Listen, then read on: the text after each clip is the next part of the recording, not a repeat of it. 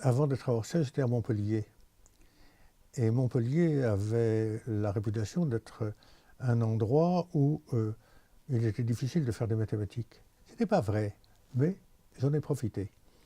Et le CNRS a été très généreux pour moi au titre de ce qui s'appelait à ce moment-là les aides individuelles. C'est comme ça que j'ai pu au CNRS recruter comme secrétaire Josette Dumas.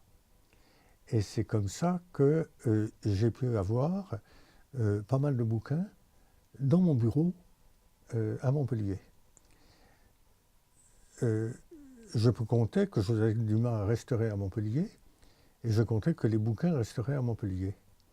Mais Josette Dumas est venue nous rejoindre à Orsay et pour les bouquins, je n'étais pas maître de les laisser à Montpellier. Il se trouvait que les bouquins m'ayant été affectés comme aide personnelle, il fallait que je les tramale avec moi. Donc, ça a été le début de la bibliothèque. Ça a été, alors naturellement, il n'y avait pas grand-chose à ce moment-là. Mais bon, j'ai toujours eu un intérêt pour les bibliothèques universitaires. Et bon, c'était une idée partagée, c'est-à-dire le peu de moyens que nous avions de l'université, on le consacrait à l'achat de livres. Et on a eu quelqu'un qui a joué un rôle magnifique là-dedans, c'est Jean Lefebvre, qui lui consultait tous les catalogues et toutes les possibilités d'achat, etc. Et puis ça s'est su assez vite qu'on s'intéressait à créer une bonne bibliothèque à Orsay. On a eu des legs. On a eu le legs d'une collection complète de comptes rendus par un médecin d'Orsay. On a eu le leg complet de Châtelet. Et on a eu aussi, dans le 5e plan, une attribution de moyens qui était assez importante. C'était de l'ordre de millions de francs et on pouvait faire des choses avec. Donc, et puis, je dis, c'était vraiment l'affaire de tous les mathématiciens. Par exemple, le recollement, c'était les mathématiciens qui s'en chargeaient. Hein? Bon, je crois que ça ne s'est plus passé ensuite et ça se passe nulle part ailleurs. Mais enfin, on connaissait la bibliothèque. En 1968,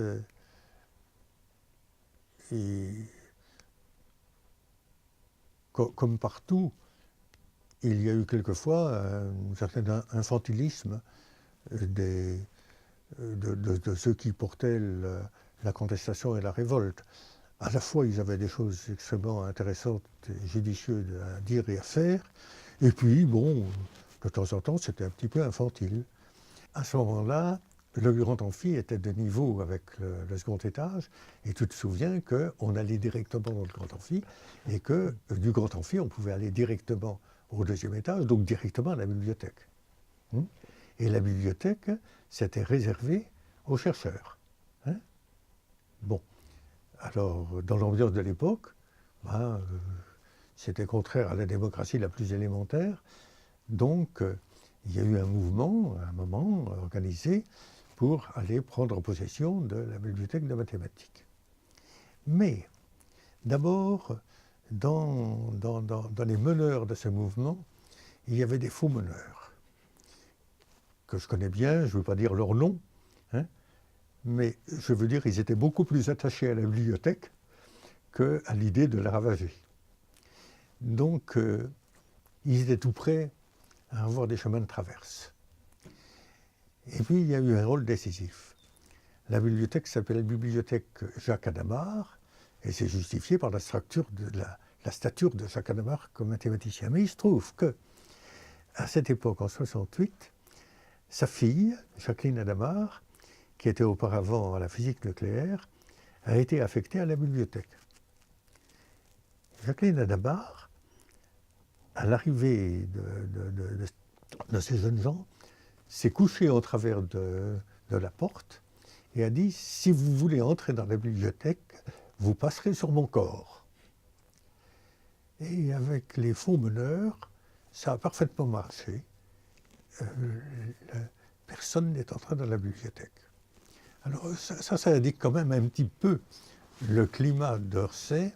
C'était un 68 assez civilisé. En 70, on s'est trouvé vraiment en difficulté, on n'avait plus d'argent. Carton était déjà à Orsay, Choquet y venait. Ils ont été mobilisés pour aller voir le président de l'époque, Pie Saint-Bonneau, pour attirer son attention sur la bibliothèque, et des moyens ont été donnés par l'université à la bibliothèque. Mais il fallait qu'on se débrouille autrement, et se débrouiller autrement, ça a été par le CNRS. Il fallait que le CNRS contribue à l'entretien de la bibliothèque. Et on a fait les comptes, et ça nous rapportait plus s'il y avait des équipes que s'il y avait un laboratoire. Alors, le département ici s'est constitué en équipe après 1970, hein, et ça ne correspond pas à un projet scientifique, ça correspond à une nécessité financière. Les équipes, elles recevaient des moyens du CNRS, et tous ces moyens passaient à la bibliothèque. Hein? Je ne sais pas si tu t'en souviens, Oui. mais ça a été comme ça pour les 3 premières équipes.